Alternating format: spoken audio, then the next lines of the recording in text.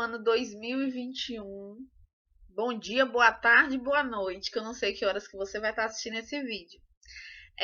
A gente vai dar continuidade ao nosso conteúdo, tá certo? Então, para quem gosta de fazer suas anotações, se quiser copiar as coisas que estão aqui no quadro, tem tudo no livro de vocês, em outros canais aqui da internet, mas quem quiser para poder compreender, né, para poder saber o que foi que eu falei na aula, aí eu me afasto para você conseguir pausar o vídeo e conseguir fazer suas anotações, tá certo?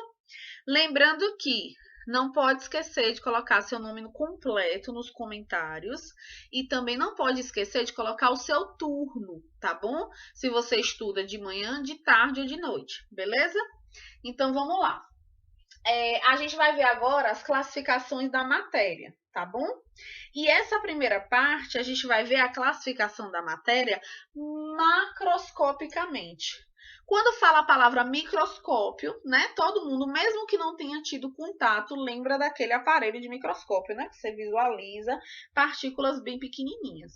Então, assim, o microscópio, micro, ele vai analisar partículas bem pequenininhas. Na verdade, micro é pequeno. Macro é o contrário, é grande, dá para ver a olho nu, tá certo? Então, na verdade, essa classificação da matéria é uma explicação de como pode estar essa matéria macroscopicamente, só olhando ali de cara o que é que está acontecendo.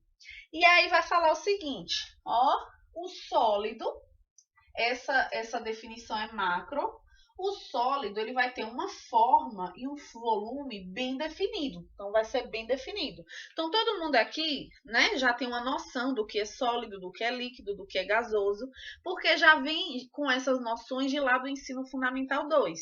Então, vocês já veem isso no decorrer da disciplina de ciências. Então, uma coisa sólida vai ser aquela coisa rígida, né? Então, o que é que vai ser sólido? Tudo aquilo que você consegue pegar que é sólido aqui, ó. Esse piloto pode ser sólido, um cubo de gelo, uma pedra de gelo, né? Aquela água está em estado sólido. Eita, hoje eu tô me embananando toda para falar. Tem hora que as palavras não querem sair, não. Mas vamos lá. Então, assim, vou dar o exemplo da água, né? Porque a água fica mais fácil da gente compreender. Então, faz de conta que aqui são cubos de gelo, certo? Tá aquele gelinho ali. E aí ela vai ter um formato bem definido, se a minha cuba de gelo é mais quadrada ou ela é mais retangular. Isso aí é para dar a desculpa de que meu desenho saiu horroroso, viu? Né? Então vai ter esse formato, né? E o volume bem definido. O que é que vai ser o volume? A gente vai estar vendo esses conceitos também. Mas aí o volume é o espaço que aquele líquido que aquele determinado material, né, que nesse caso aqui é a água, ele está ocupando, como essas moléculas estão. O espaço que ele ocupa ali existindo, tá certo? Então, o sólido ele é bem definido, porque ele não fica ali se modificando, tá? Aquela coisa sólida, rígida. Então, todas as partículas estão ali estagnadas, tá? Vai ter um formato definido e não vai mudar assim tão fácil, tá certo? Não estou dizendo que não vai mudar, né? Estou dizendo que não vai estar mudando à toa. Aí vamos lá. E o líquido? O líquido ele pode ter uma forma variável. Como assim? Exemplo, tem uma determinada água. Aí eu vou colocar essa água nesse copo, né? Então, assim, ela tá nessa forma aqui. Só que aí eu quero agora colocar a água dentro de uma vasilha que tem um formato de coração. Essa água agora tem esse formato aqui. E aí, não, mas agora eu quero colocar a água num recipiente, né? Numa garrafinha, né? Que ela é toda redondinha embaixo. Pronto, essa água agora já está nesse formato. Então, ela tem a forma, né? Ó, forma variável, tá certo? Só que aí o volume é constante no sentido assim, se aqui eu coloquei 200 ml de água, 200 ml de água, e eu peguei essa água e coloquei aqui dentro, continua, né, tendo os 200 ml de água. Mas aí eu peguei, tirei e coloquei aqui, continua tendo 200 ml de água, certo? E essa água, as partículas, elas estão ocupando o mesmo espaço, não se modificou. Então, as moléculas de H2O, elas continuam ocupando aqui o mesmo espaço, certo? Ó, só fez mudar a forma, mas o volume continua constante, tá bom, gente? Então, é o espaço, o volume vai ser o espaço que aquelas partículas estão ocupando. Então, as partículas não necessariamente se modificaram aí, tá bom?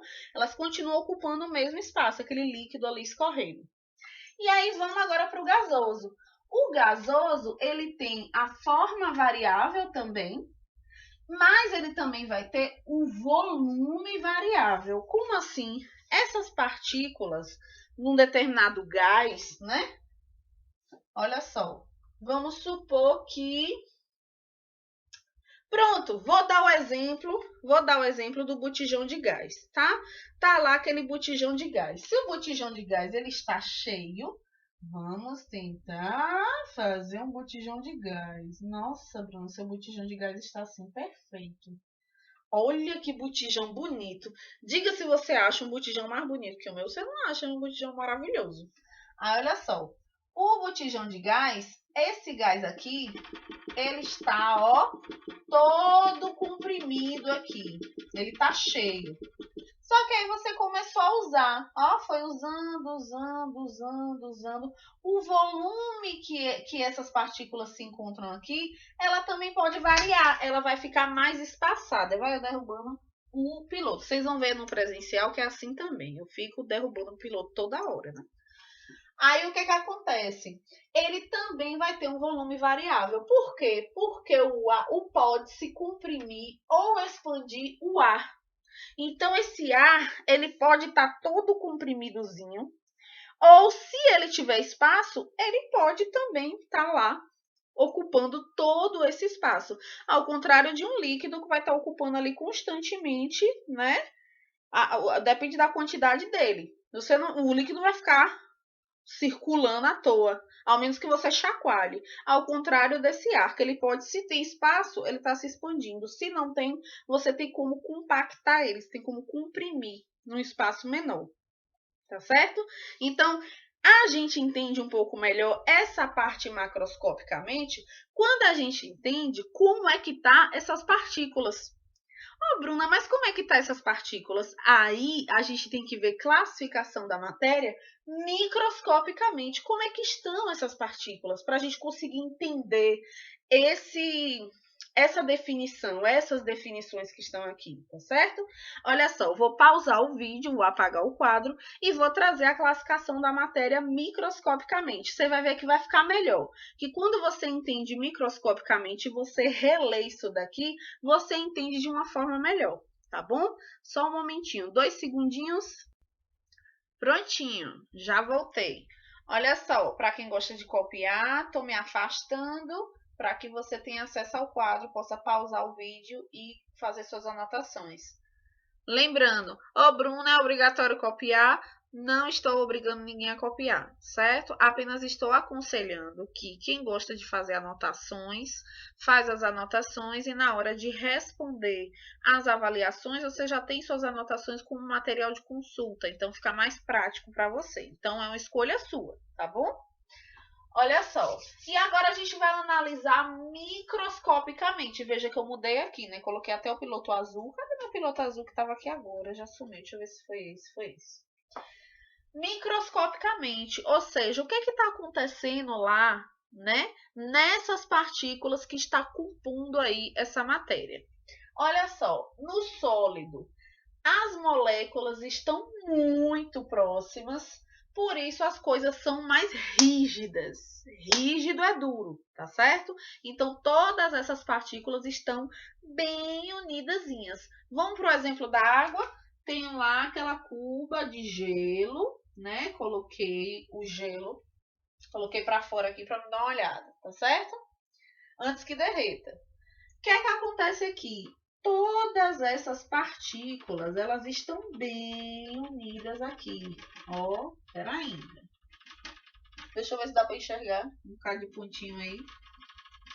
Eu acho que dá para enxergar. Eu poderia ter feito um pouco maior, mas enfim. Essas partículas, elas estão tão unidas, né? Que faz esse material ficar bem mais rígido, tá bom?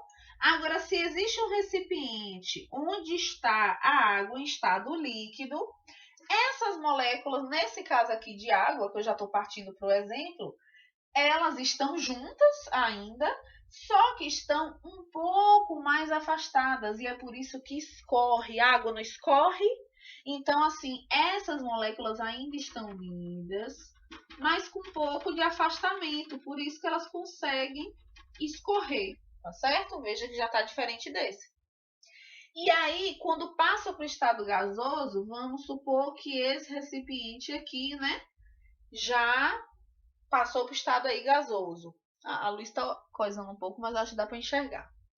O que é que está acontecendo aqui microscopicamente? Essas moléculas dos gases estão bem distantes, né, umas das outras, por isso elas vão ocupar espaços maiores, tá bom? Nesse caso aqui, eu posso colocar, não necessariamente, aí a gente vai ver depois que a água, quando ela está... Não se fala que a água está em estado gasoso, a gente tem esse costume. Mas a água, quando ela está em estado de vapor, né? Quando ela começa a evaporar, vamos supor que eu aumentei bastante ali a temperatura e ela começou a ferver e a evaporar. Então, essas moléculas de água também começam a ficar bem espalhadas, beleza? Então, eu posso colocar um exemplo que aqui é o gelo. Esse gelo começou a derreter e depois eu coloquei no fogo, né? Chegou a 100 graus Celsius, começou a entrar em estado aí de ebulição, começou a ferver e essas partículas começam a se afastar umas das outras, né? Formando esse vapor, né? Então dá para entender mais ou menos o que é que a gente está enxergando, o que é que está acontecendo aí microscopicamente pequenininho, o que é que está acontecendo lá com essas partículas. Tá bom? E aí vou aproveitar isso daqui para a gente compreender também a questão do grau de agitação. Olha só, se vou agora modificar, um exemplo que eu trabalho em sala de aula, um exemplo que eu inventei lá na hora, na sala de aula, todo ano eu falo a mesma coisa, mas que eu acho interessante. Imagine que essas partículas, essas moléculas de água, é cada um de nós, né? Então, vamos se imaginar aí na nossa sala de aula, tá? Aquela sala de aula, né, do primeiro ano, seja A, B ou C, qualquer turno, e somos as partículas. Porém, vamos supor que vai ter algum evento na escola, alguma coisa assim. Eu cheguei, chamei a escola inteira, as outras turmas de segundo ano, de terceiro ano, pessoal da cozinha que está fazendo a merenda, o pessoal da secretaria, todo mundo para entrar na sua sala. Imagine aí. Essa sala, ela vai ficar cheia ou vazia? Cheia, né? Óbvio. Então, essa sala está lotada. Se essa sala está lotada de gente, eu chego e digo assim: somente a minha turma, a turma que eu dou aula, somente você, da sua turma aí, que eu não posso dizer qual é, porque depende de quem está assistindo o vídeo, vai começar a dançar agora uma música. Então, somente você e sua turma vai dançar essa música. A gente vai conseguir dançar com muito espaço? Vamos todo mundo fazendo a coreografia. Tem espaço para isso? Não tem. Então tá todo mundo apertado, a escola inteira tá dentro da sua sala. Então você não tem espaço. Então, nesse processo aí, estamos em estado sólido. Nós que somos as partículas estamos sem espaço para nos movimentar. Então, nesse processo aqui de estado sólido, né, o grau de agitação das partículas, ele é pequeno, praticamente não existe. Por quê? Porque as moléculas estão muito juntas, não tem espaço. Então, o grau de agitação das partículas não existe, né? Praticamente. Só que aí eu peguei e disse, não, pode sair o pessoal da secretaria, né? O pessoal de lá, as meninas da merenda, o pessoal que tá, enfim, das outras turmas, vai ficar só a turma de primeiro ano.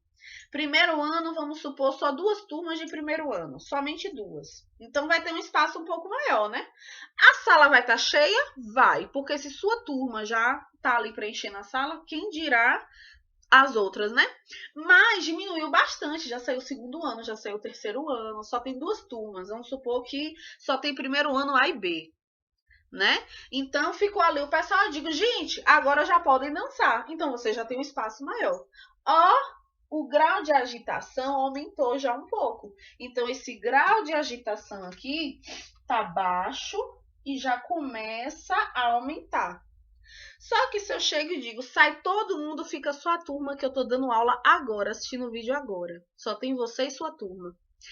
Tem espaço aí bem maior, né? E aí eu digo, agora a competição vai ser quem dança melhor, quem vai ocupar todos os espaços dançando.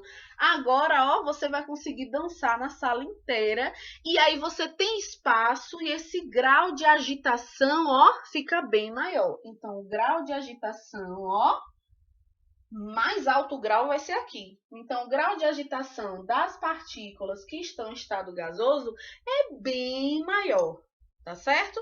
Então, assim, falando de grau de agitação, dá para compreender o que é que está acontecendo aí também microscopicamente, tá certo, gente? Então, vou pausar aqui meu vídeo rapidinho, já volto agora para vocês.